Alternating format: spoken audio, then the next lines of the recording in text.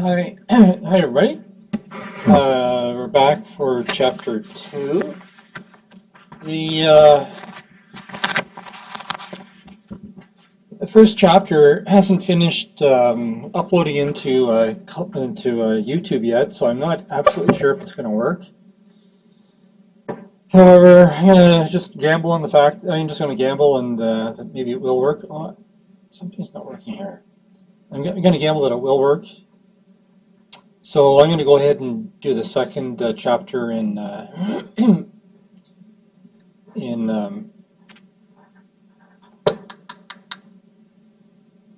YouTube file, and we'll just see how it goes.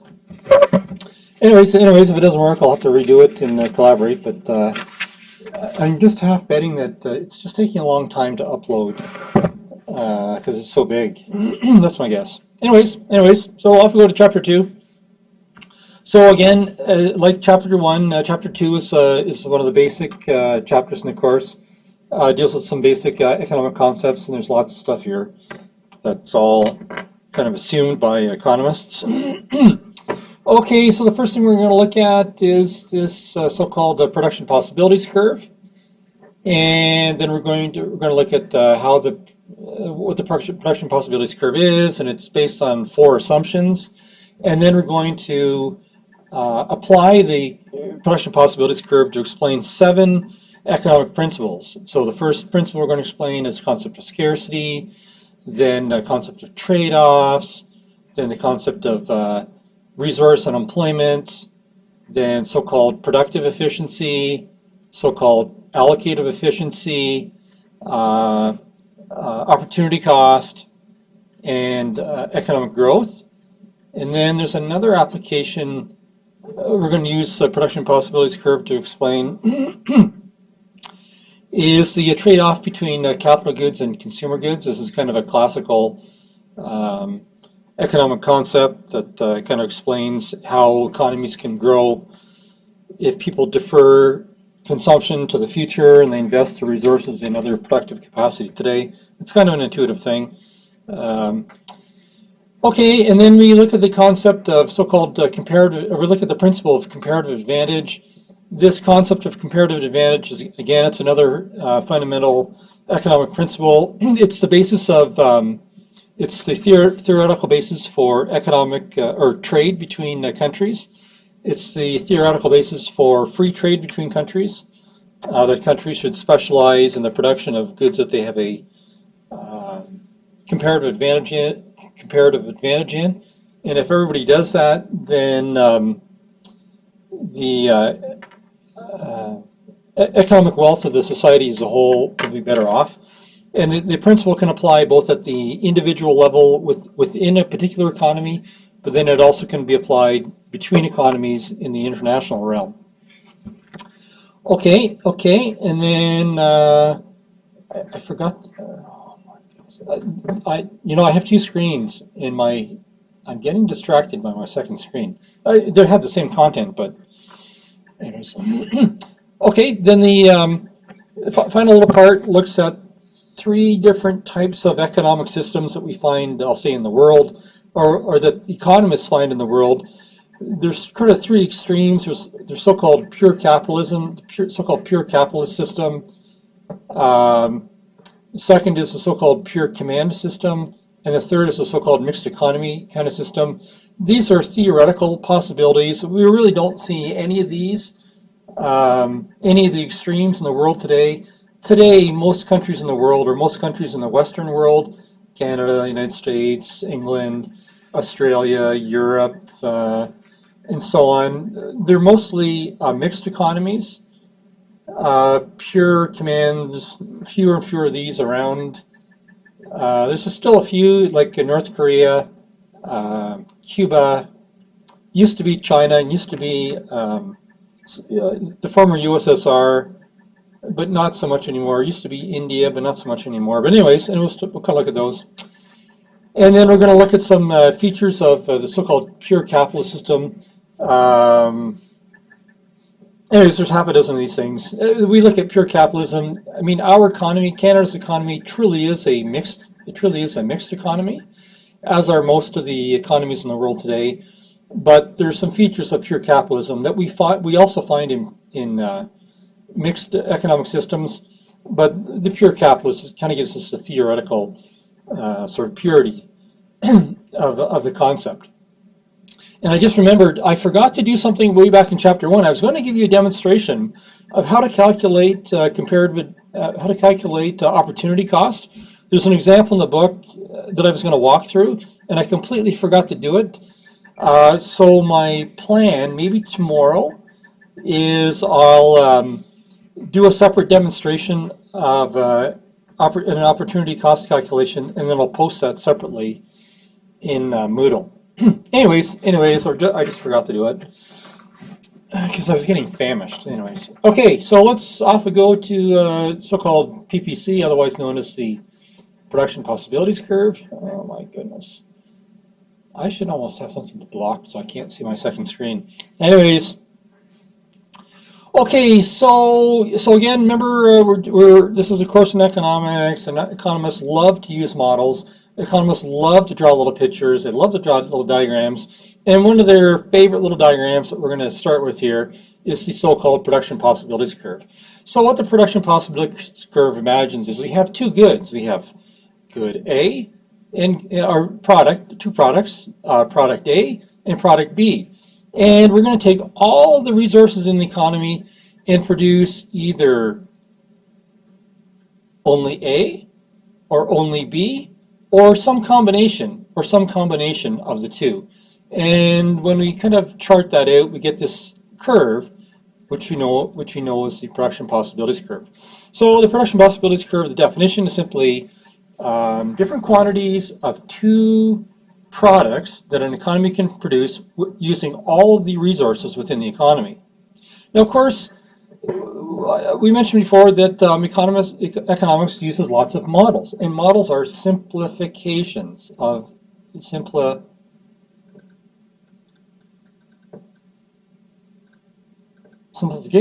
reality.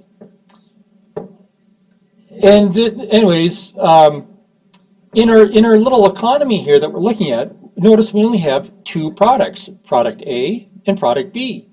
Well, in a real economy, like in a country like Canada, an economy like Canada's, there's probably, I don't know, there's probably 600,000 different types of products in our economy. And so this little economic model that economists come up with, it's a pretty simplified one because it talks about only two products, rather than 600,000. However, the mere fact that our little model here is a gross simplification of our economy, it still illustrates some fundamental economic principles, and the mere fact that it's not true does not mean that it is not useful. It is useful, but it is useful even though it's not perfectly accurate. Anyways, off we go to the production possibilities curve. So in our production possibilities curve, we take all the resources in the economy, and all the land, all the labor, all the capital, all the entrepreneurial skill, and we throw it at the production of just two products. Anyways, we'll look at it a bit more in a bit here. But the production possibilities curve is based on four assumptions. So the first assumption is that the nation's economy uses all of the country's resources in producing these two goods. So here's our good. We have good A, we have good B. We're only going to produce guns or butter. Like when I was a student, that was the example, guns and butter. And I noticed these modern economics books, they don't use guns and butter. I think in the book here where they use autos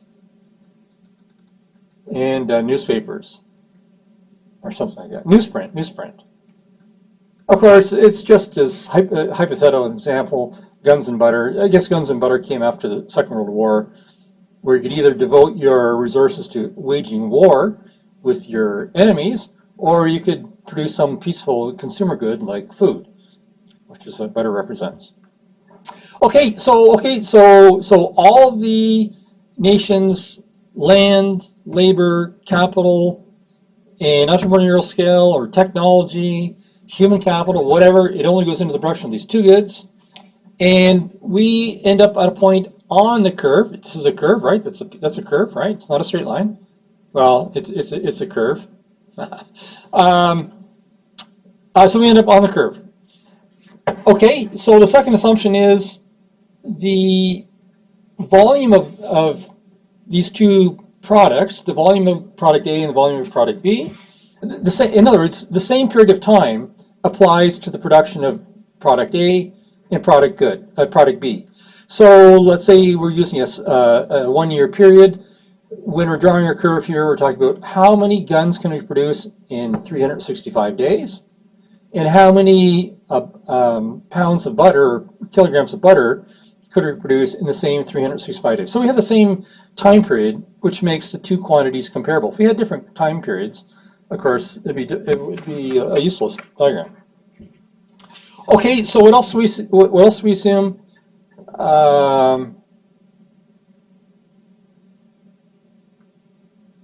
Okay, in our time period, the quantity and quality of the resources that we use during the time period, they're fixed. So we only have a certain amount of land. The land doesn't change between the first day and the last day of the year. The quantity of labor, our population does not change. Nobody retires. The amount of money we have invested in capital, in factories and plants and equipment, it doesn't change. Okay, that's just the assumption of the model. And then the final assumption is that our technology remains fixed over the time period. So no changes in technology in the time period. Okay, and then we have the little example here in the slides that you see in your book. We had a little example.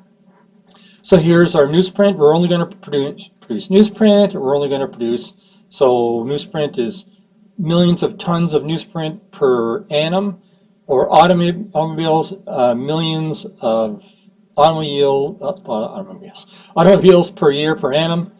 Okay, and so in our hypothetical example, and of course, even this example in the book is a bad example to use.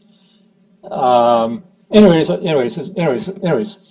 So if we we took all of the resources in our economy and we only produced newsprint, we could produce 6 million tons of newsprint per year. Or if we only produced automobiles, we could produce 3 million automobiles per year and zero newsprint.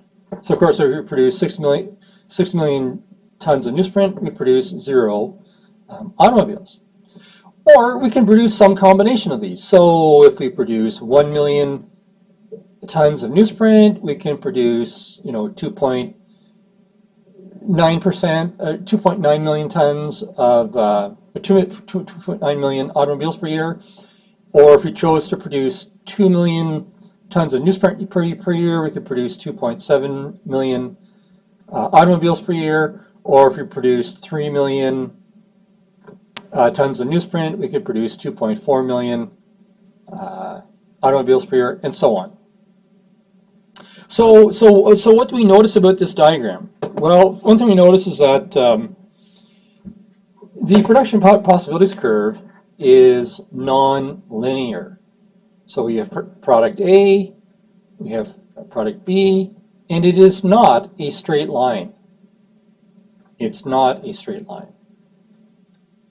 Because if it was a straight line, there would be a constant rate of change in resources. When we reallocated resources from product B to product A, for every given unit of product B we produced, we would produce a constant quantity of unit A.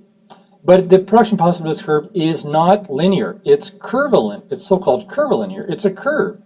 And what this means is, as we increase our production of newsprint from 1 to 2 to 3 to 4 to 5 million tons per year, as we produce increasing quantities of newsprint, we have to give up progressively increasing quantities of automobiles. So for example, when we go from 0 automobiles, so let's say our starting point is at point A here, we're producing 3 million automobiles per year and no newsprint, and if we want to produce 1 million tons of newsprint, we have to give up 100,000, that's 0.01 million, automobiles. So that's 0.01. And then if we want to produce 2 million tons of newsprint, we're moving from point 1 here to point 2.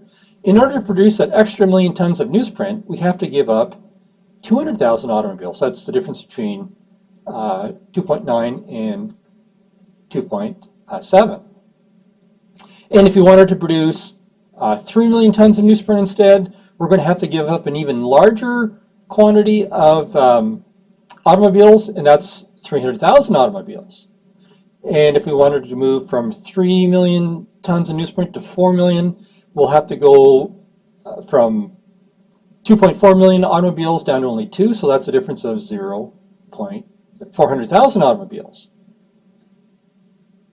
And if we wanted to go from 4 million to 5 million tons of newsprint, we have to give up, I think that's 1.4, we have to give up 1 million automobiles. And if we only wanted to produce newsprint and no automobiles, to produce that final 1 million tons of newsprint, we're going to have to give up 1.4 million automobiles. So as you can see, as we increase our production of newsprint, we have to give up increasing quantities of automobiles.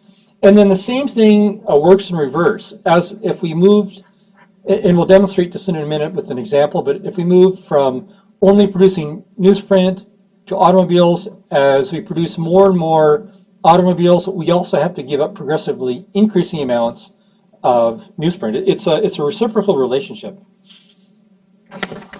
Okay, it's a reciprocal relationship. I'm going to skip this next slide because I'm going to skip this next slide because these are just the actual numbers that go on that chart, but I'm going to demonstrate it again later. Okay, so that's the concept of the production possibilities curve, and then the book goes through explaining 8 economic principles applying the concept of the production possibilities curve. So we're going to look at scarcity, the concept of trade-offs, concept of resource unemployment, concept of productive efficiency, concept of allocative efficiency, concept of opportunity cost, or increasing opportunity cost, I should say, and the concept of economic growth. And then there's a final one, and that's the trade-off of between capital and consumer goods. But we'll come to that. Okay, so the first application of the concept of the production possibilities curve is to the concept of scarcity. So let's just draw a little diagram, and folks, I encourage you to draw little diagrams in economics. If you're not drawing 20 diagrams per week, you're not doing economics properly. No, we use lots and lots of diagrams in economics. So I know some people. Our brains are different. Some people love little charts, and some people's brains they dislike or they hate the little charts. But what can I say? Economics is little diagram heaven. It's little chart heaven. So I would encourage you to get used to drawing little diagrams. Sometimes drawing diagrams just helps us to understand stuff because we get to see a visual representation of it as opposed to conceptual. Or, in economics, and you're probably going to get the sense of this very quickly if you haven't got it already, economics tends to be highly mathematical. These 2 courses that we have in Northern Lakes College, micro and macro, most of the math is weeded out. I won't say all of it, but most of the math is weeded out. And so we deal with things mostly on a conceptual basis. And since we're not doing the math, the diagrams are kind of like a substitute for that. Oh, geez, just give me a second. I think my video uploaded. Oh my goodness, I have to check this. Oh, it's done. Oh, just a sec, publish. Oh, it worked. I think it worked. Oops, I got lost. I think it worked. I think the chapter number 1 did upload to YouTube. That's good, because if we can do these things on YouTube, you will be happier for it, believe me, than collaborate. But anyways, let's just keep on going. Okay, so here's our little production possibilities curve. We have product A, we have product B, and we want to use the PPC to explain the concept of scarcity. So, the production possibilities curve is this little line. It is this curve. And so this is the quantity of product B and the quantity of product A that can be produced with the allocation of all the economy's resources towards one or either of these two products. So one thing we know is that it may be that in our society we want to consume a certain quantity of goods out here at point C. But point C, as we'll see very shortly, is an impossible. It's an impossible point on the curve. These are the only points on the curve here. But it may be that our society wants to have this quantity of product B and this quantity of product A. But we can only produce somewhere on the curve. We can produce here. We can produce here. We can produce here and here, or we can produce any other point. But if we want something that's outside the curve, then here's the concept of scarcity right here. We desire this quantity, but our limited resources only allow us to produce that quantity, and therefore there's a scarce resources in the economy. So another thing I want to point out here is when we draw this production possibilities curve, the area outside the curve, I'm going to say above the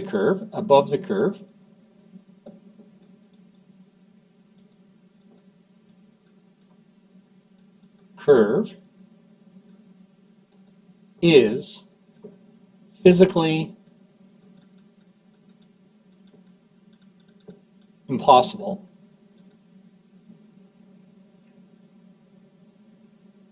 for the economy to produce. We might want something out here. I might want to take 12 months vacation in Mexico every year, but I don't have enough money to afford that. So this is outside the realm of the possible. So any point outside the curve is physically impossible. And then any point under the curve, points, so area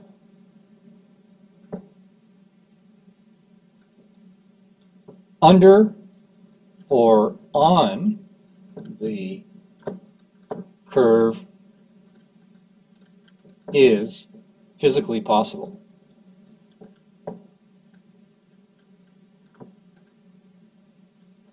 So it may be that our economy, we're at this point here, point D. Point D, well, it's under the curve, so it's possible that we would only produce this quantity of B and this quantity of A. It's not productively efficient, but it is a possible one.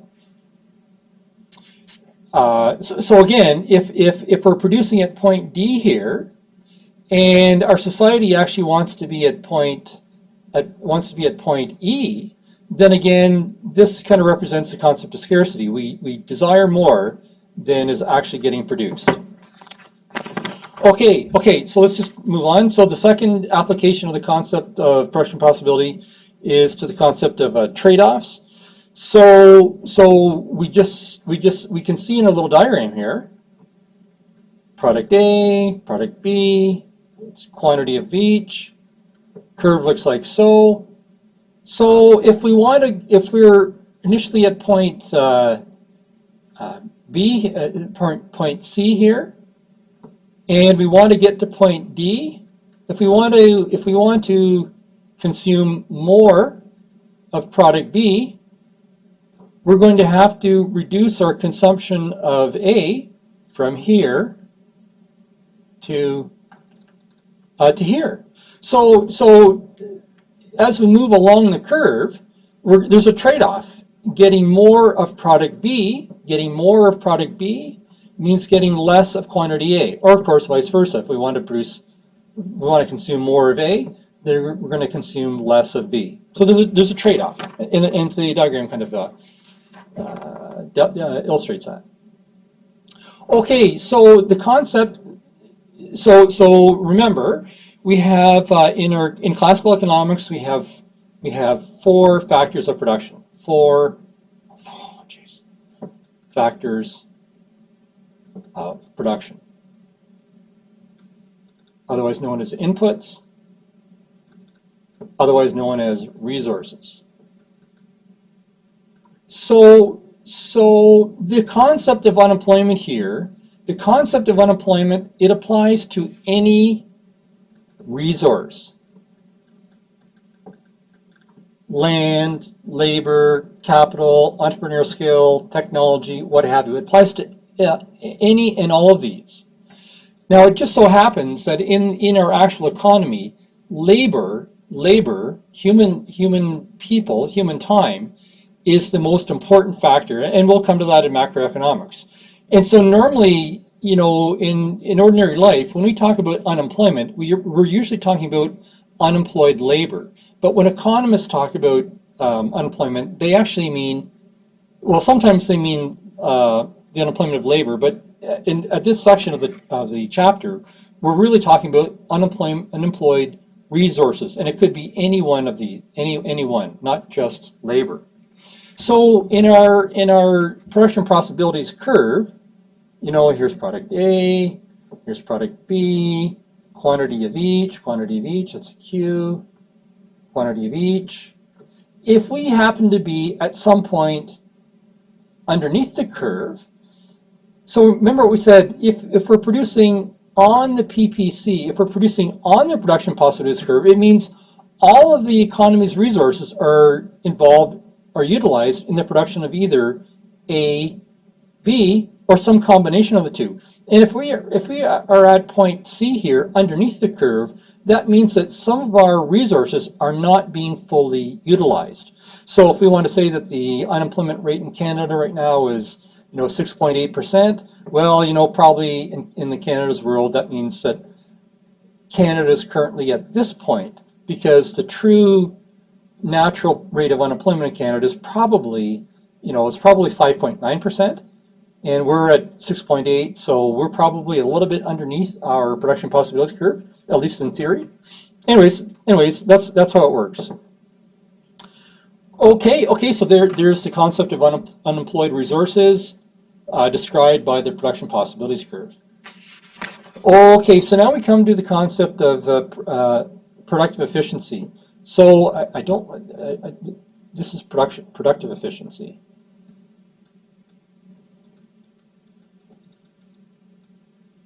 So we have two concepts of efficiency that we use in explaining the production possibilities curve. We have productive efficiency and we have allocative efficiency. So productive efficiency says, and again, this is quantity of B, and this is quantity of A. So PPC. The line is the production possibilities curve. So if we're at some point on the line, then our economy is productively efficient. And that just means that all of our resources are being used. And so if all of our resources are being used, that means our output is also being maximized. So every point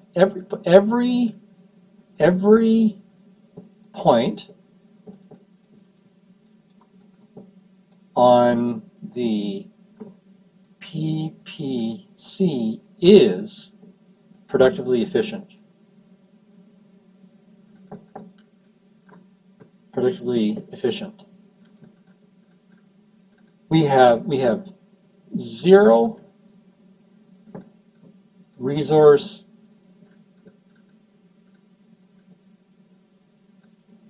unemployment.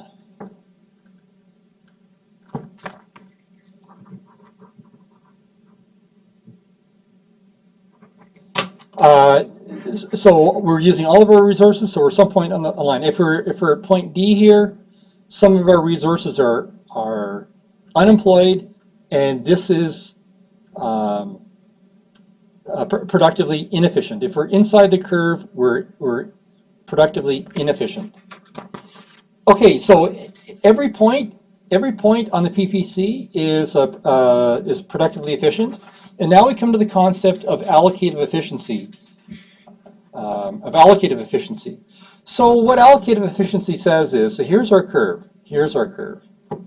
Product A, product B, quantity of each.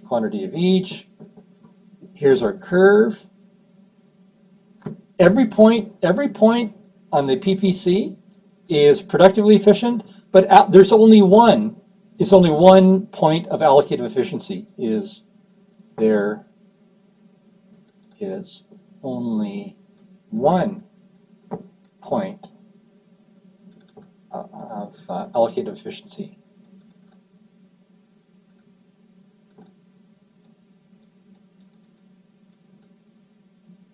On the PPC. So where is it? Let's say maybe it's over here at point F. Maybe it's over here at point H. Maybe it's over here at point Z. Anyways, the point that's allocatively efficient, that's the point that society collectively says, this is where we want to be. If we only produce two goods in our society, what's the optimal quantity of each? If it happens to be point F, if society says, yes, we want this quantity of quantity A, and we want this quantity of product B, then that's the point that society wants to be at. Then that's the point of allocative efficiency.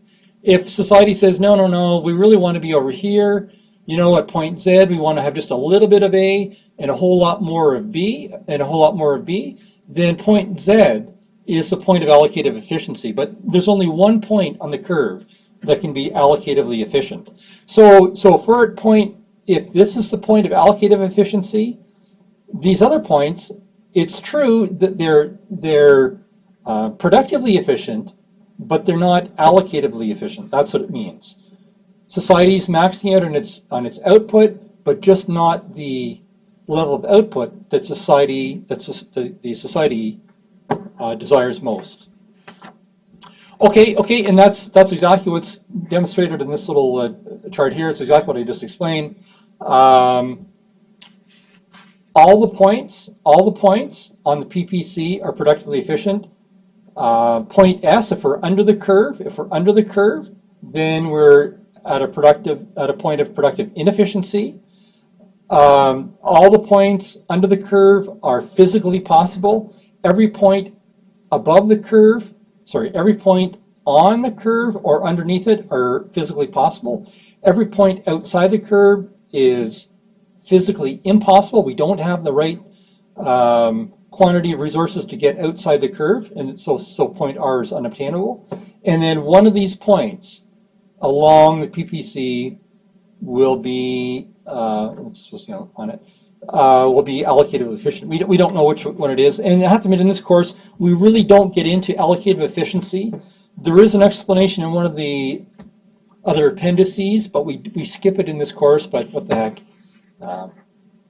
If you understand the concept, you're good. Okay.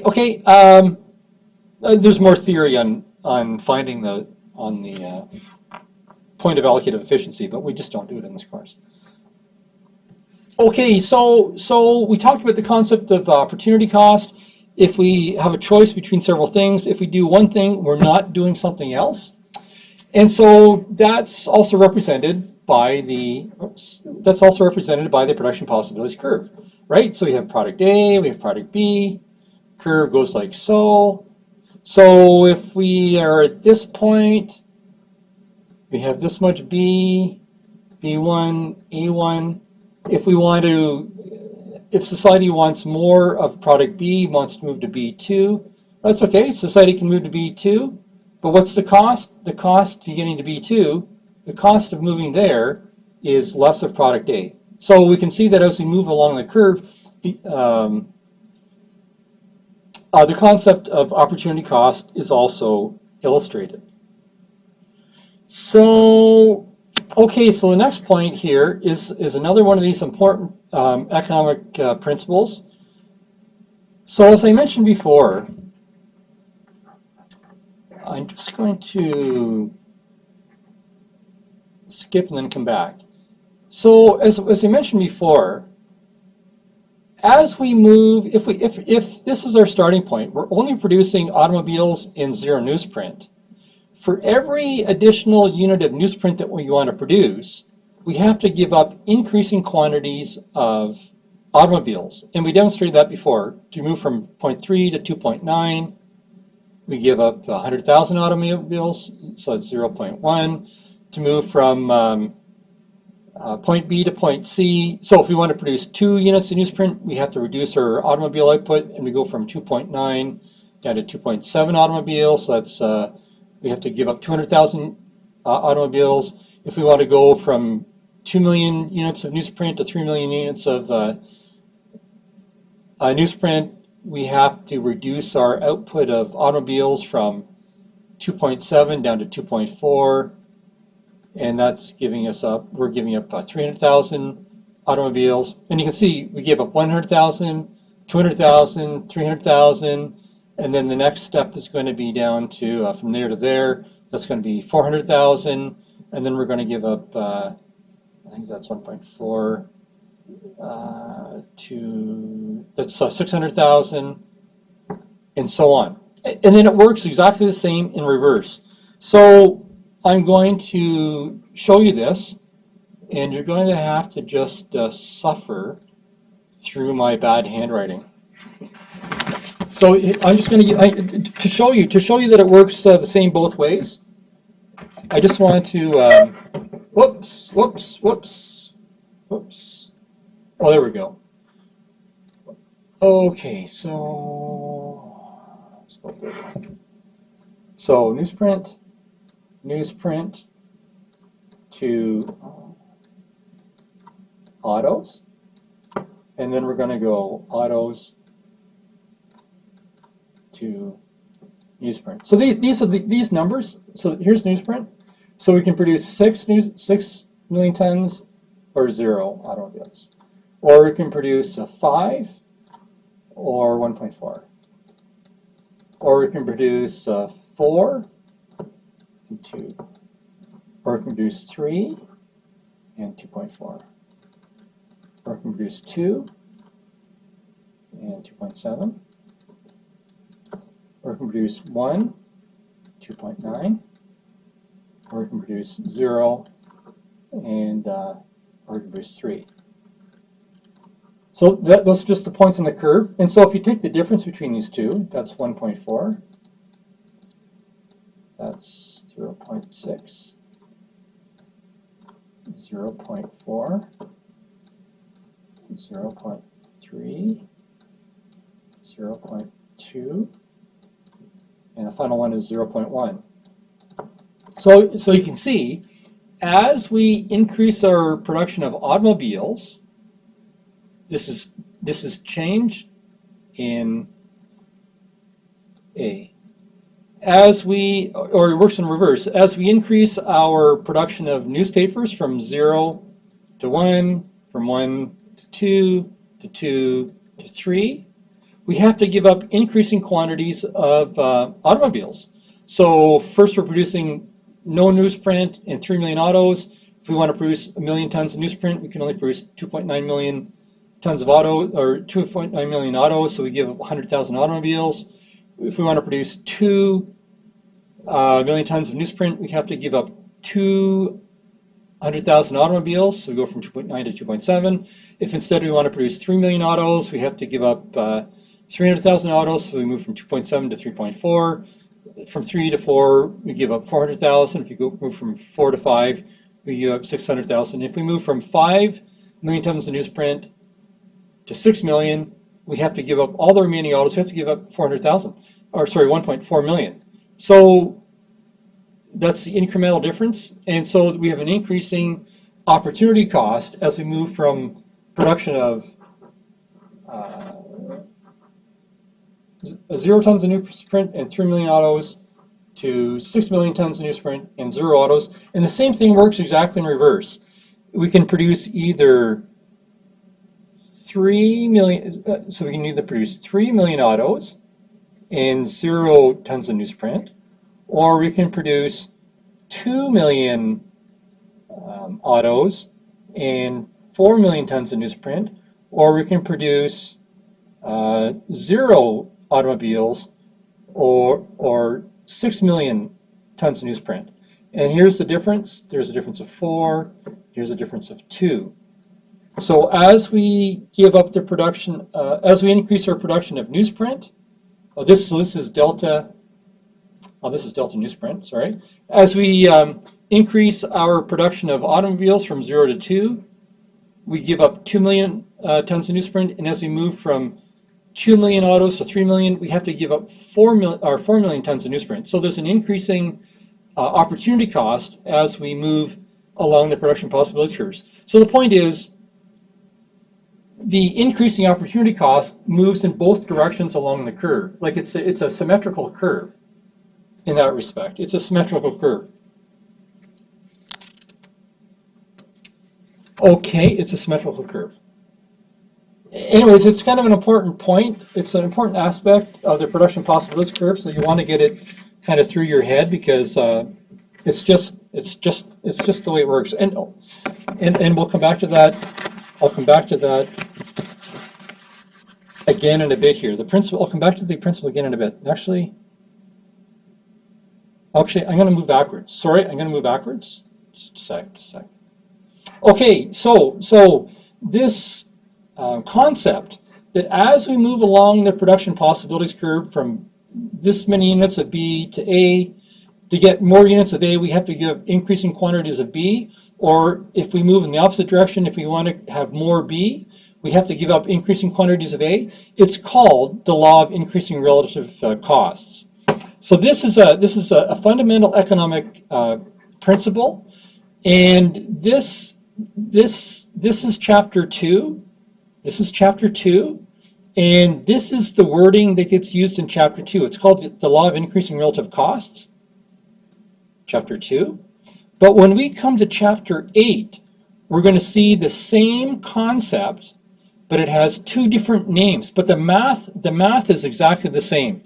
So when we come to chapter 8, we're going to see another name for this thing, and it's going to be called the law of diminishing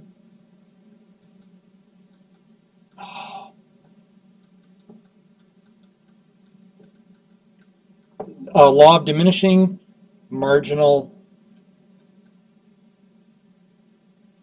productivity. My mouse. And then there's another name for it, and it's called the law. It's a diminishing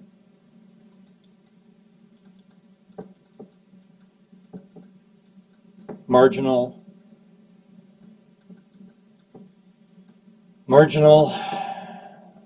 returns. And I have to admit, probably diminishing marginal returns is probably the most general name, but it's the same. The math is absolutely the same for all these 3 concepts.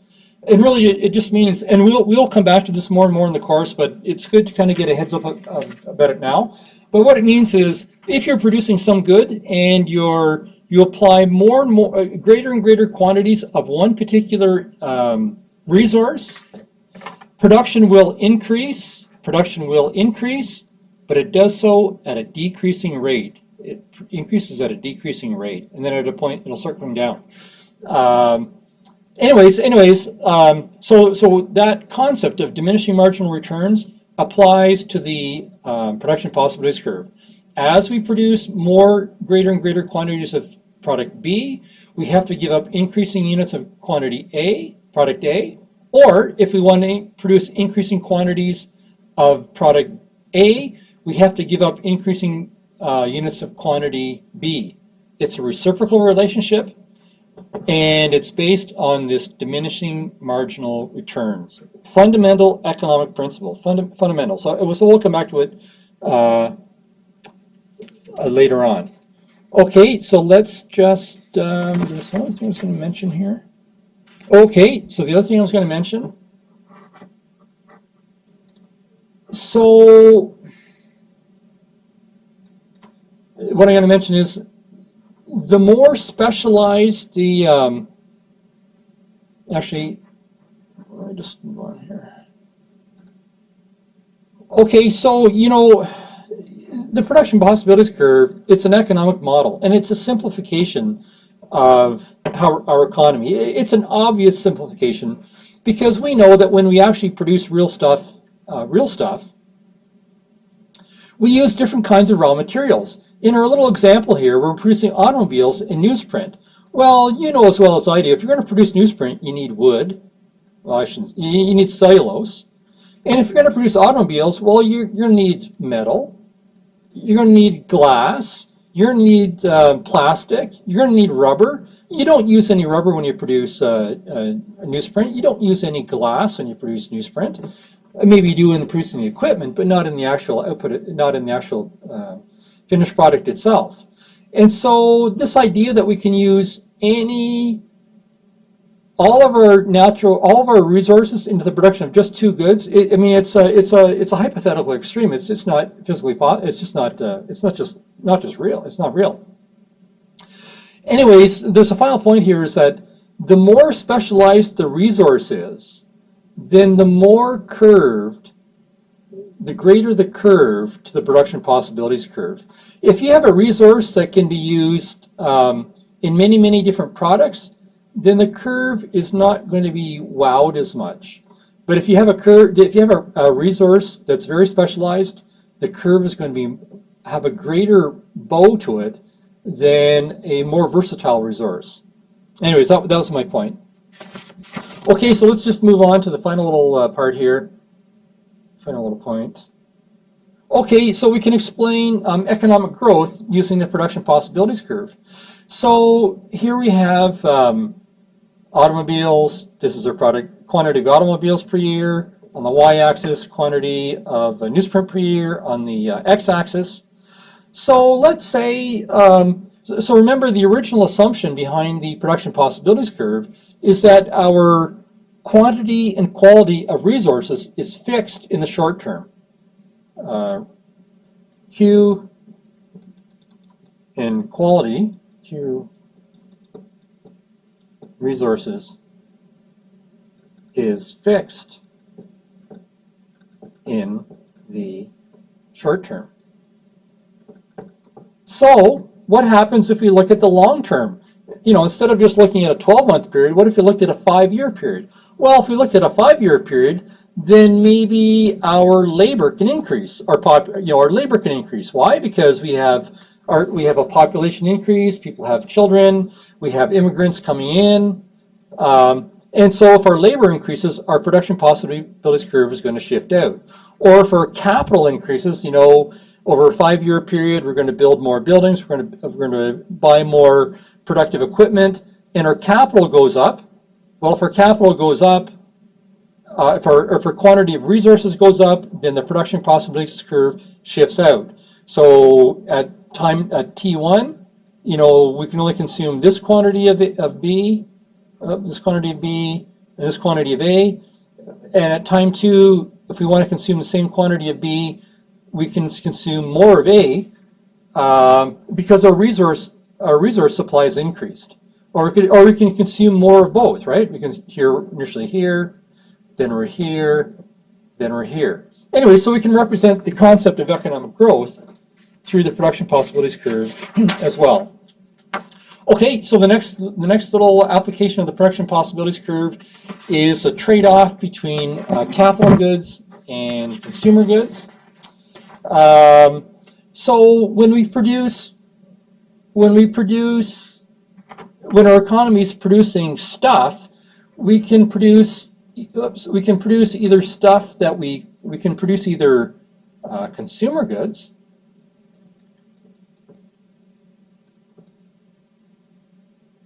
that for consumption, or we can produce I'll say capital goods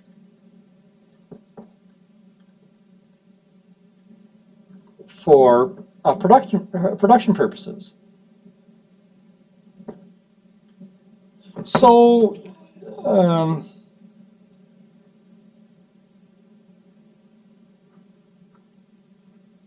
So you can kind of figure this out as well as the rest of us. If we can only produce a certain quantity of stuff in our economy per year using all of our resources, so if our trade-off is not between product, so if product A is consumer goods and product B is capital goods, productive equipment, we can kind of figure this out. If we reduce our consumption of vacations in Mexico from 4 vacations per year down to three vacations, and we take that extra money and we invest it in additional machinery within our economy, we know that down the road we're going to be able to produce more of everything. So at T1, here's T1, we can produce either this quantity of producer and capital goods or this quantity of producer and capital goods, and here's T1.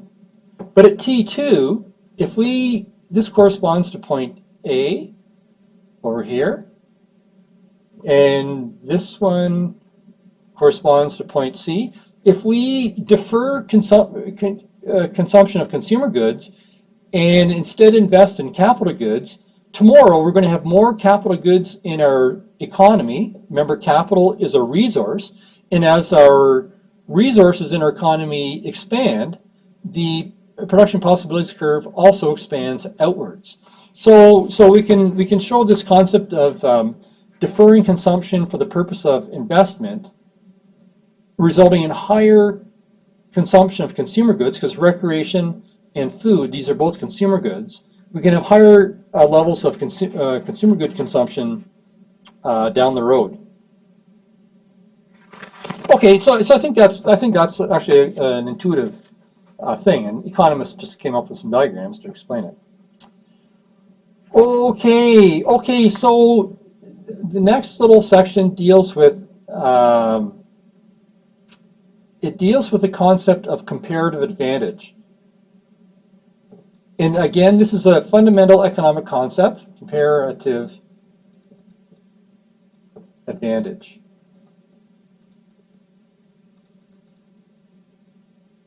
Comparative advantage is a fundamental economic concept. I mean, you will understand it, but you have to understand it because it gets applied both kind of at the macro level, and it also gets applied in macroeconomics when we're talking about international trade. International trade, the rationale for trading with other countries and the rationale for having free trade agreements with other countries is based on the concept of comparative advantage. And as I suspect you know, and if you don't know, you will learn this later on in macroeconomics, but Canada is a highly trade-dependent country. You know, some countries trade more with others as part of their GDP, and Canada happens to be a highly trade-dependent country. And so Canada has lots of these free trade agreements with countries around the world. Of course, we have it with the United States and Mexico, that's NAFTA. We have a new one with Europe, and there's a new one that's under negotiations with the Pacific Rim countries.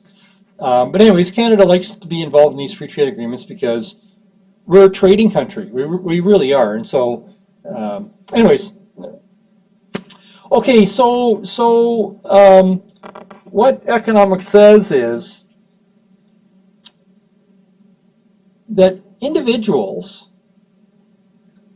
and societies or economies as a whole can increase their consumption of economic goods if they specialize in the production of goods that they have a comparative advantage in, produce a surplus, and then trade the surplus off for other goods that they buy from other countries. If everybody were to follow the principle of comparative advantage, the wealth of nations, the wealth of society would increase. And if we don't abide by the principles of comparative advantage, we're shooting ourselves in the foot because our society is not producing as much economic wealth, and society is not consuming as much economic wealth as it otherwise could. So there's greater production possibilities for society as a whole if individual members of society and countries specialize in the production of goods that they have a comparative advantage in. So when we use the concept of comparative advantage, we're going to contrast that with the concept of absolute advantage. So absolute advantage simply means that somebody can produce more of all goods than another person. And so a good example of absolute advantage is the difference between a parent and a child. So imagine you're a parent and you have children, and you want to cut the grass. Well, you're 6 feet tall and your child is only 4'6". So you have long legs, they have short legs. So it's time to cut the grass. So when dad goes out and cuts the grass, he's going to spend half an hour cutting the lawn. But if little Johnny goes out and cuts the grass, he's going to spend 2 hours cutting the lawn. Same lawn, but dad has longer legs than little Johnny. And so dad can be more productive. And so let's pick something else, washing the car. Dad can wash the car in half an hour. Little Johnny can wash the car in an hour and a half. Dad is more productive than little Johnny because dad is older. Dad has longer arms. He can reach farther out in the car. Dad has an absolute advantage in both cutting the grass and washing the car than little Johnny. So dad has an absolute advantage over little Johnny in the production of lawn mowing and car washing. But what economics says is, in this kind of example, even though one person has, or we apply this to countries as well, even though one person or one country has an absolute advantage in the production of all the goods and all the products in the society, as long as the two parties have different rates of productivity, one party is going to have a comparative advantage over the other, and the wealth of the economy as a whole, or the wealth of the group of people as a whole, will be higher if each party specializes in the production of the product that he or she has a comparative advantage in. So we're going to do an example of this in just a moment. But it's kind of counterintuitive because we think that, dad's got longer legs and longer arms, he should do all the work, but no. The economic output for the society as a whole will be higher, and the level of consumption within the economy as a whole will be higher if each party specializes in the production of the product that he or she has a comparative advantage in, produces a surplus, and then trades the surplus. That's the theory. Okay. So how do we determine which party has a comparative advantage over the other? So there's a rule, and the rule is, this is the rule right here. Whichever product you can produce at the lowest opportunity cost, you have a comparative advantage in the production of that product. So my way of saying it is, total output in the economy is maximized when each person specializes in the production of the product he or she has comparative advantages. Okay, I already told you that.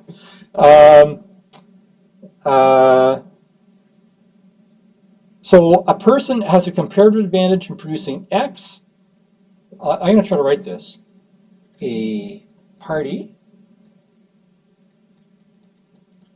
has, and we'll do an example, a comparative advantage, has a comparative advantage in the production of product X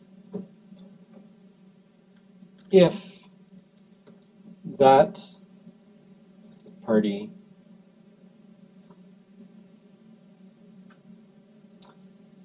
can produce X at a lower opportunity cost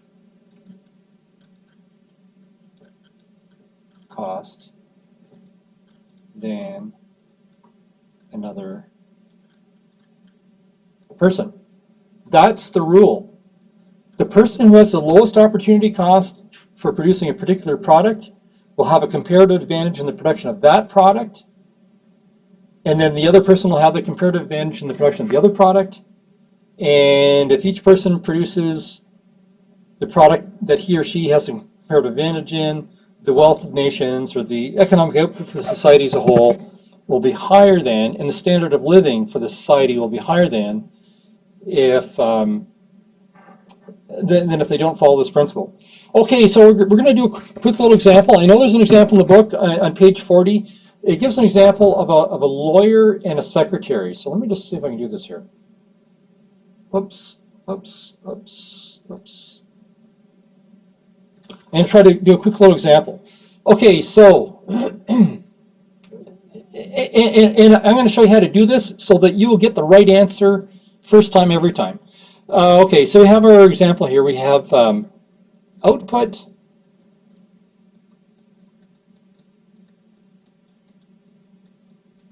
per time period. So what do we have? We have the lawyer, and we have secretary. Oh, I can't spell. Secretary. And we have typing, and we have reviewing legal cases, reviewing cases. So in the example in the book, the lawyer and the secretary can type at the same speed. Each one can type one document per hour.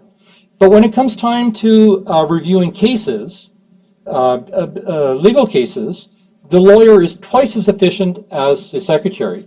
So it takes the secretary 1 hour to review one legal case, but it takes the lawyer only half an hour to review one legal case. So if it takes the lawyer only half an hour to review one business case, the lawyer can review 2 business cases per hour. So each party is equally efficient in typing, but the lawyer is twice as efficient in reviewing business cases as the secretary. So now we want to figure out which product does each party have the comparative advantage in. So the rule is, whichever product the party has the lowest opportunity cost in, is the product that person has a comparative advantage in. So let's look at the typing. If the secretary produces 1 unit of typing, 1 page of typing or 1 book of typing, the opportunity cost is reviewing 1 case. But if the lawyer produces 1 unit of typing, the cost is 2 cases, is foregoing 2 cases. The lawyer only has 1 hour. He can either produce 1 hour, 1 unit of typing, or review 2 cases. So the secretary has the lower opportunity cost in typing. The opportunity cost for the secretary for typing is op cost to secretary for typing is one review. And the opportunity cost to the lawyer for typing is 2 reviews. So the secretary has the lowest opportunity cost for typing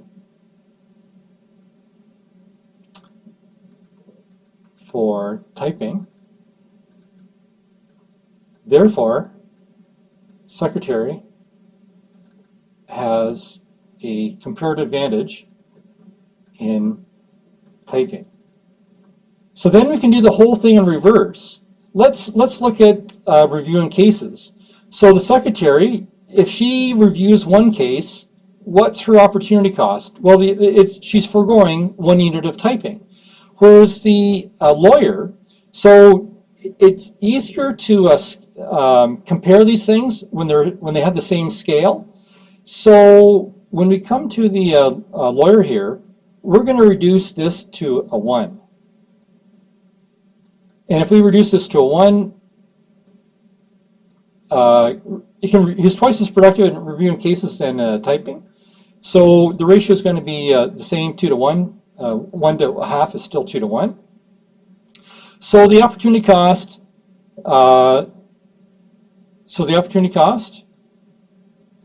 to the secretary for reviewing is 1 typing, and the opportunity cost to the lawyer for reviewing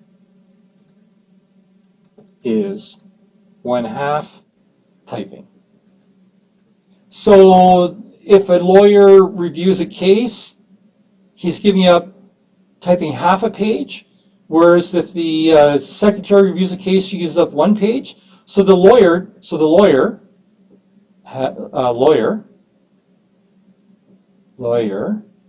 has lowest opportunity cost in reviewing cases. Therefore, the lawyer has the comparative advantage in reviewing. So the secretary, what this means is that the secretary has the lowest opportunity cost in typing, so she should specialize in typing, and the lawyer has the lowest opportunity cost in reviewing cases, therefore the lawyer should specialize in reviewing cases. So the lawyer has a comparative advantage in reviewing cases, the secretary has a comparative advantage in typing, and those are the 2 things that they should specialize in. That's the way it works. And this little technique that I've tried to demonstrate here, even though I have bad handwriting, if you can kind of figure out how to do this, then you will get, when you see these kind of questions on the quizzes and whatnot, you will get the right answer every time. I mean, this is the graphical way of doing these kind of questions, and you get the right answer every time. It's impossible to get it wrong. I mean, it's easy to get confused in some of the stuff, but anyways, if you do it that way, you'll get the right answer every time.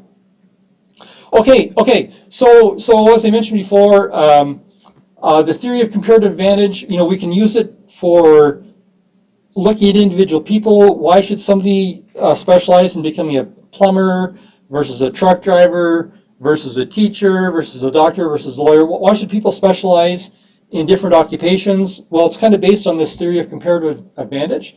But likewise, the concept of comparative advantage can also be applied to countries. Why should Canada specialize in the production of oil and gas, or in timber, or in fish? And why should some other country in the world specialize in the production of tropical fruits, or rice, or things that we can't grow in Canada? Well, it's because each country has a comparative advantage in the production of different goods. Again, even if there's one country that has an absolute advantage in the production of all the goods, the wealth of nations and the wealth of society as a whole and the level of consumption to society as a whole will be increased if they shift their production to the product that they have a comparative advantage in. It makes sense to specialize and trade. And so you'll notice in the book, we want you to do Appendix B in Chapter 2, because Appendix B in Chapter 2 explains more about comparative advantage. And so we want you to understand this, because it's one of these key economic principles that you'll see repeatedly in your studies. So just to kind of finish off this little half section here, or this partial section. So when we talk about the division of labor means specialized production. Specialized production. So people specializing in the production of particular skills, and if everybody specializes in the production of specializes in particular skills, and they come together and pool those skills, then the total economic output for the company as a whole it will be higher than if one person tries to do all the tasks individually. So in the book, there's a really good example on page of division of labor. It's on page 42, and this is the example from Adam Smith in 1776. Adam Smith, 1776. It comes from the Wealth of Nations. Wealth of Nations. So of course, you know, that was a couple hundred years ago, and their economies weren't just technologically sophisticated as we have today. But anyways, here's Adam Smith's example. Before specialization, we had people, and what did they were producing pins. You know, these are pins that you use to, you know, to pin stuff together. You know, like when you buy a shirt, there's pins holding the sleeves to the shirt. Well, so they produce pins. So originally, pins were made manually, right? They weren't made by machines. I'm sure they're made by machines nowadays, but 200 years ago, they were made by hand. And so if one person produced a single pin in one day's worth of output, one man equals 20 pins. Well, 10 pins. One man equals 10 pins per day. So if we had a company that had 20 workers, it's not just men, of course, it's women as well, you could produce 200 pins per day. But Adam Smith says, geez, you know, if the pin making company, if they specialized their labor, so one person took the big piece of steel and heated it up. Another person took the piece of steel and cut it up into strips. Another person took the little strips and rolled it out into these thin little pieces. Another person cut the rolls into little pieces. Another person kind of sharpened it, put a point at one end. Another person made the other little head on the other end. And another person welded the head on the end. And then another person put it in a package. If everybody specialized in the production of one step in the production process, then 20 workers, and this is his historical example, 20 workers could produce 48,000 pins per day. So originally, 20 workers, if everybody made the whole pin from a piece of steel to the finished product, if one person only focused on one pin, you could produce 10 pins a day, 20 people could make 200 pins per day.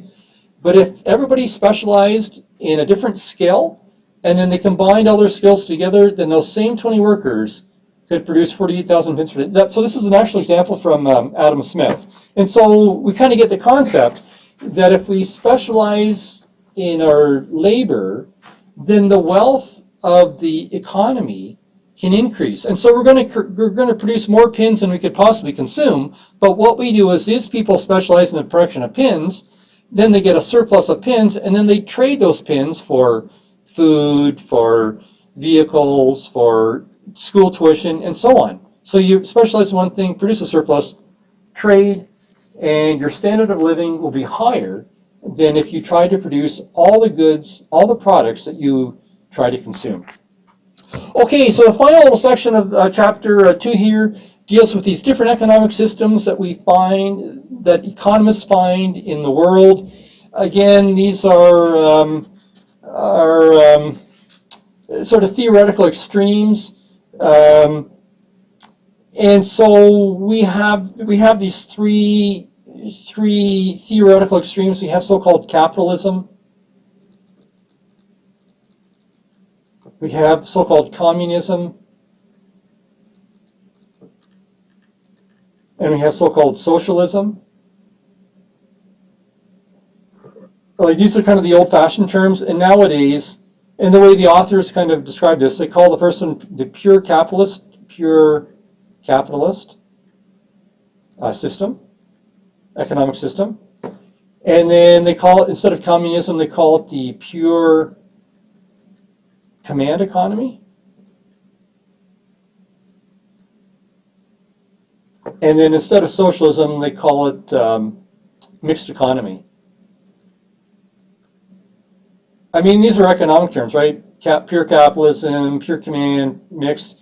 A little bit less pejorative than capitalism, communism, and socialism. We don't use the word communism anymore. It's just kind of, well, it's because countries aren't as purely capitalist or communist the way they used to be. Anyways. Okay, I'm trying to find my little thing here so I can move on. Okay, so we have these three theoretically extreme economic systems: pure capitalism, pure command, and mixed economies. So all three of these types of economies try to answer these three basic economic questions. So these three questions are: A, what products should the economy produce, and how much of each product should it produce? How will it produce these products that get selected up in point A here? And for whom should these products be produced? These are the three questions that these three economic systems have different ways of performing. Okay, so we're going to briefly walk through each one of these three types of economic systems, and then we're going to spend the last part of today looking at some of the details of the pure capitalist system, because that's, even though we live in a mixed economy type system, we're closer towards the pure capitalist end than we are to the pure command end. Okay, so in a pure command economy, and remember, this used to be called communism. But more and more of these communist countries, they're communism. Anyways, communism. Okay, so in a pure command economy, the government owns all the resources. The government owns all the land. The government owns all the capital, which is all the building, all the equipment, and the government has control over all the labor.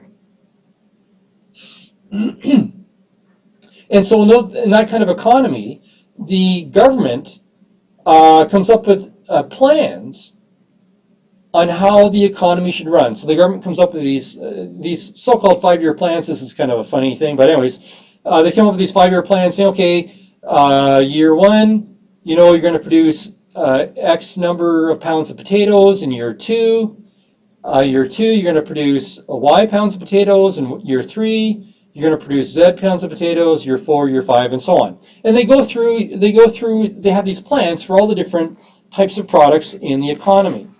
Hard to believe, but it's hard to believe, but that's what it used to be. Oh, actually, I don't know if they boiled it down to potatoes, but they used to have central plans for some industrial products like electricity and steel and industrial kind of products.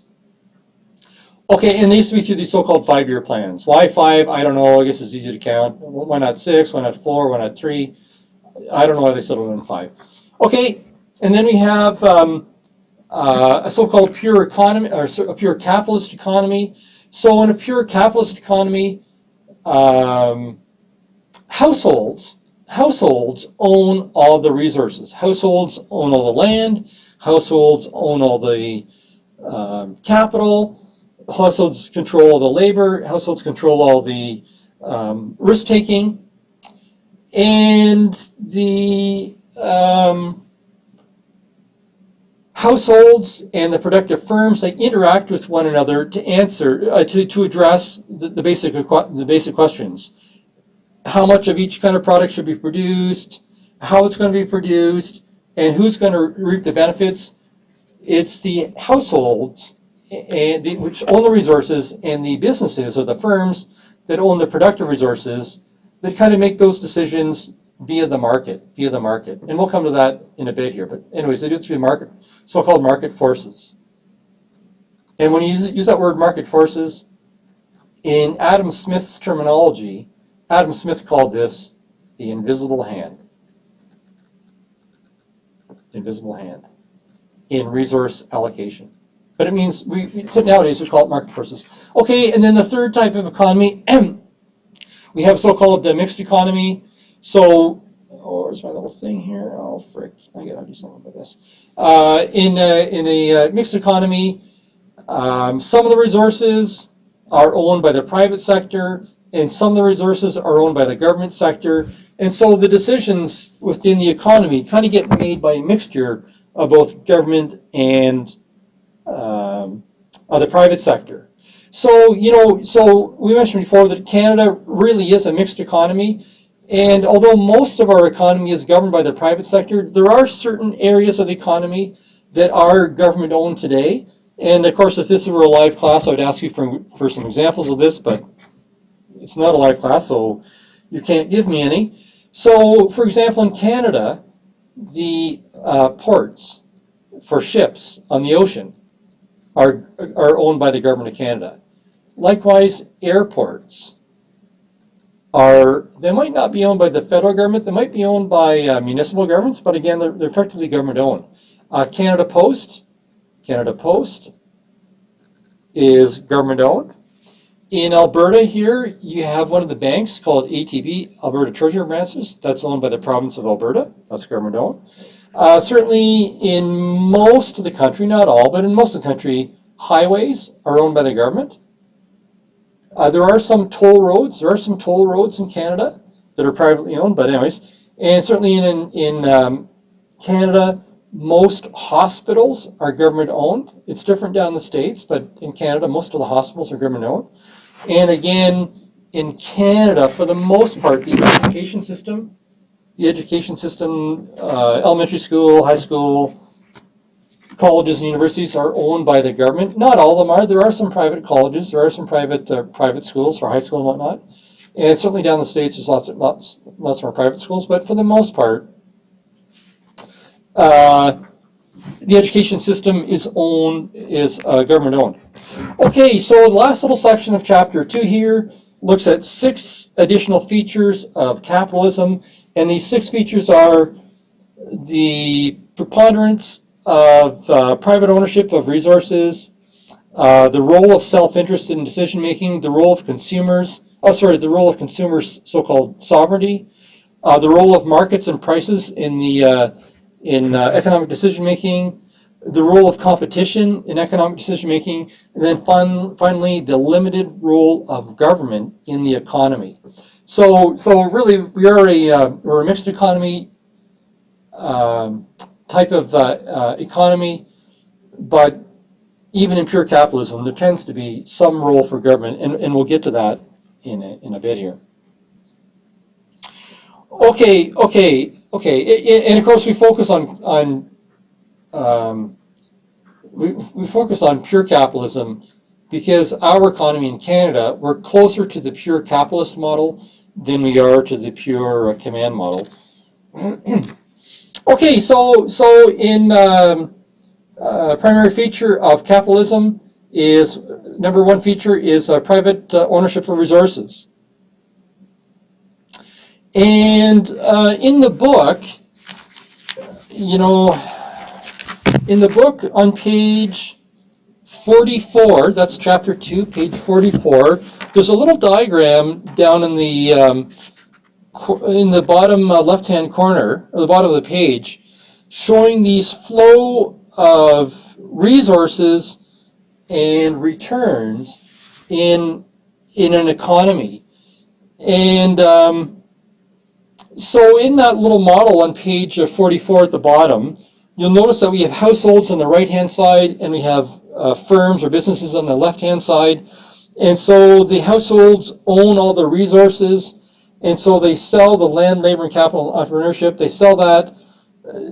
So land, labor, and capital, those are factors of production, those are resources, those are inputs. They get sold to the businesses, to the firms, and the firms in return send money back to the resource owners. So they pay rent for the land, they pay wages for the labor, They pay interest for the capital. Remember, I said before that in classical economics, the return to capital is known as interest. It's a little bit different than what we normally think of interest as interest on a loan. That's not what it means in economics.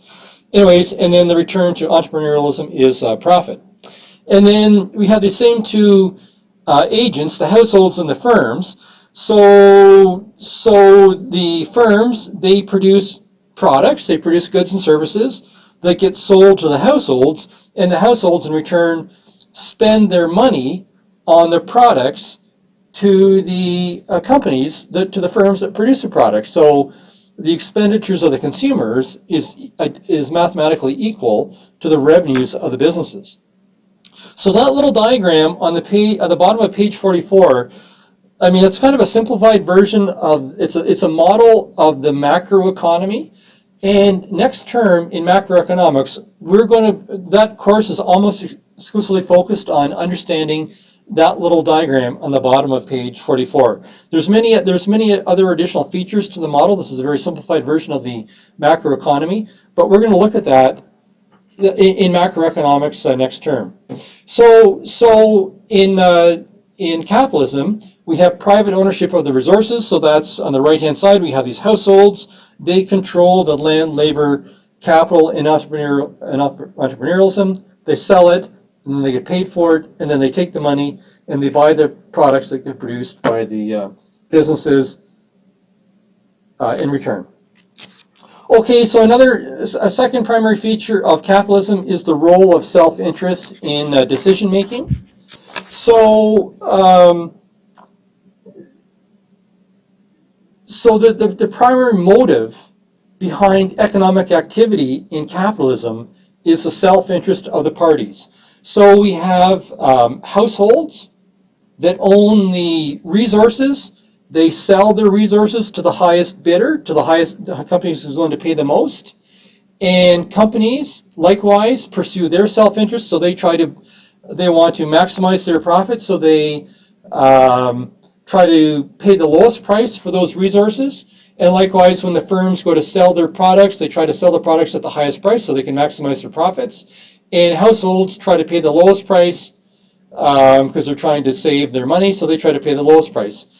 So so households try to maximize their self-interest in selling resources and in buying the finished products. Likewise, the companies or the firms try to maximize their self-interest, and they measure their self-interest in terms of profit. Remember, this is theory. This is economic theory we're talking about, and there's all sorts of exceptions to this kind of stuff. But we're trying to brainwash you on the theory at the moment.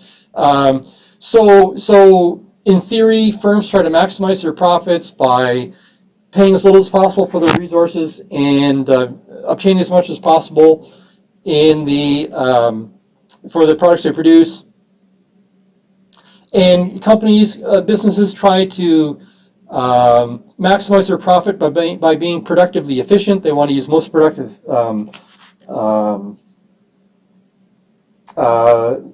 processes, and they want to sell the optimal product mix. I mean, you'll come to this in marketing. What's the optimal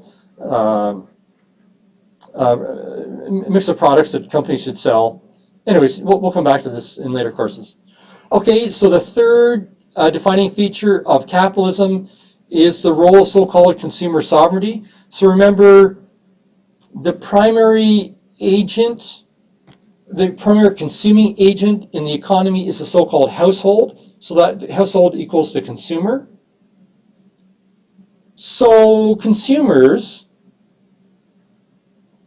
the purpose of business production is to serve household demand. Households, they buy the products produced by businesses, they buy the products produced by firms, and so firms want to sell products to the households that they actually want.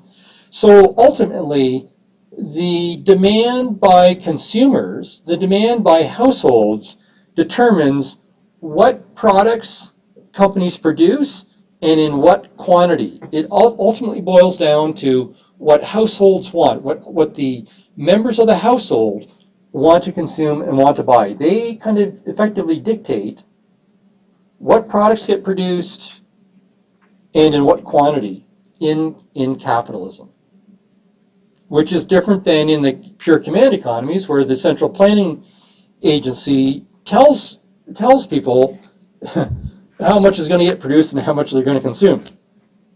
Okay, so the fourth defining feature of capitalism is the role of markets and prices in the economic decision mechanisms. So in the capitalist economy, the households and the firms, they communicate with each other through product and resource markets. And the way they communicate with each other is in the language of prices. If businesses want to pay a high price for a resource, then the owner of that resource, the household, is going to sell more of that product to the business. And if the business wants to reduce its consumption, wants to reduce its purchase of land, labor, capital, or entrepreneurialism, it will reduce the prices for those factors of production, and then the owners of that factor will pull them off the market. So households use price signals to determine how much resources to supply to the businesses, and the businesses use finished product prices to determine how much finished product volumes to produce. So this concept of price signals, price signals determined by the market, and we'll get into this, so don't worry if you don't really understand it. The market is a key feature of capitalism, which is different than in some other countries. So, for example, in Saudi Arabia, the price of gas that people pay for their vehicles, it is not set by supply and demand. It's set by the government of Saudi Arabia. They're saying gasoline this week is selling for 10 cents a liter, or 25 cents a liter, or 18 cents a liter, whatever it is. The government in Saudi Arabia subsidizes the cost of vehicle fuel, but that's because they have kind of they're not a pure command economy, but the government controls the prices of certain products in Saudi Arabia, unlike the government of Canada, which does not determine the price of gasoline. Okay, so the fifth defining feature of capitalism is the role of competition. So what competition means is that the resource suppliers, they compete with one another in selling their resources to the buyers, which are the firms, and product producers also compete with one another in pursuit of the sale to the consumer. So each party, the resource owners and the product, the resource market and the finished product market are strongly influenced by the presence of competition. And so we'll come back to that a little later. And if the market allows strong competition in the resource market and in the product market, then the best interests of consumers result, because at the end of the day, prices will be lower than otherwise. If strong competition in resource and product markets is in the best interest of consumers, it's kind of a tenet of capitalism. Okay, then the final feature of capitalism is that although government does have a role, government's role is quite limited, and in a pure capitalist system, the government does not own any resources. In a pure capitalist model, all the resources are owned by the households. They're all owned by the private sector. And it's the self-interest. It's the self-interest of the participants that determine the allocation of capital, or the allocation of resources in the economy. So it's the self-interest in a pure capitalist system. The self-interest of the market participants make the resource allocation decisions. And it's the forces of supply and demand in both the resource and the product markets, finished product markets, that determine the prices and the quantities supplied and quantity demanded.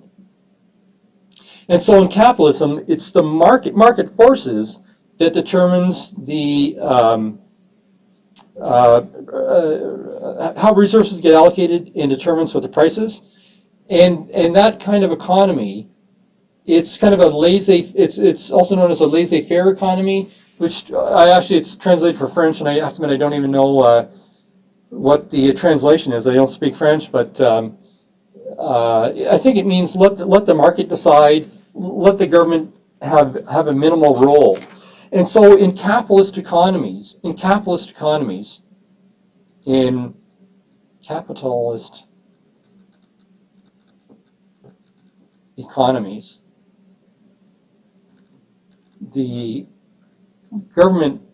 government's role is often regulatory.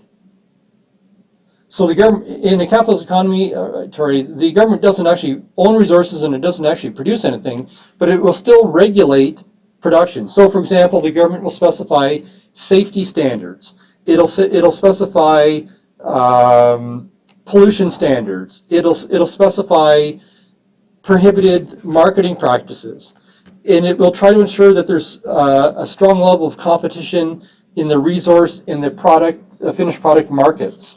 So the government simply has a regulatory role rather than a productive role. Okay, so the final little section of this chapter, where's my little thing here? Oh, this thing is going to drive me crazy. The final little section is just a little bit a final wrap up on capitalism, and we said that in these three types of economies, pure command, pure capitalist, and mixed economy, the economies are trying to answer these three questions. The three questions are: what should be produced, how it should be produced, and to whose benefit should the products be produced. So this final section looks at that from the view of from the capitalist perspective. And so the authors kind of came up with this cute little way of remembering how capitalism is designed. Resources are owned by, so we have private property ownership, there's the profit motive, and there's the price mechanism that influences the allocation of resources in the economy. Oops. Oh my goodness. Okay, so we have these three questions in capitalism. How does the economy decide what's going to get produced and how much is going to get produced? And the answer is in capitalism, it's the profit motive and the role of competition that motivate businesses to adopt the most productive production techniques. And that determines, it's the profit maximizing motive of businesses that determine what's going to be produced in the most efficient way possible. So profit motive and role of competition. What's the optimal technologies that should be used in the production of the products? So again, the decision is left up to the producers to determine what the most effective and what the most efficient production techniques are. And then the final question is, for whose benefit are products produced in capitalism? And this is kind of a little bit of the ugly side of capitalism, but it's just the way our system works. Products are produced in the capitalist society for the products that own the resources of the factors of production. Products gravitate into the hands of parties with income and wealth, and so the distribution of income and wealth in society is a consequence of the possession and sale of resources owned by the households to businesses. And so over time, certain households end up owning greater quantities of scarce resources than other parties, and so they become more affluent than others. And so we end up with this. Issue of income equity and we'll come back to this. I can't remember if it's in this course or macro, but we end up with these social issues of wealth and income distribution in society. Capitalist systems can end up with these skewed distributions, very wealthy owning huge portions of the wealth and the poor owning very little, and a very small middle class. And so government policy is often designed to have a large middle class. So you don't have quite the distribution of wealth extremes between the poor and the rich. But anyways, so we'll come back to that. It's either later in this course or later in macro. I can't remember which. Anyways, so that's it for chapter 2. So that's it for today. So I'm going to try to upload this to YouTube, see if it works, and see how we make it. Oh, I said no there. Oh my goodness, just a sec. Oops. Okay, oops. Oh, frick. Oops. What I wanted to do was, so what I wanted to finish up with is our agenda. So this is our first week. I've spent a lot of time going through chapters 1 and 2 and the agenda. Hopefully everybody can get up to speed by watching these videos. Don't forget you've got you have assignments due by next Monday.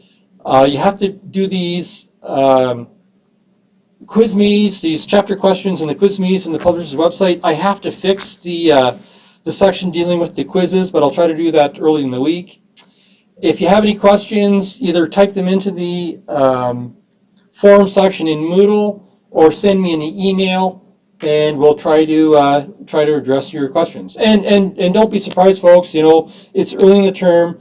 Don't be surprised if we have some technological glitches. If you have problems getting into the publisher's website, your best solution is to use the 1-800 number at the publisher and talk to them, and they'll walk you through on how to set your machine up. It's the beginning of the term. We tend to have a few problems at the beginning of the term, but it's all normal, so we don't have to get excited about it.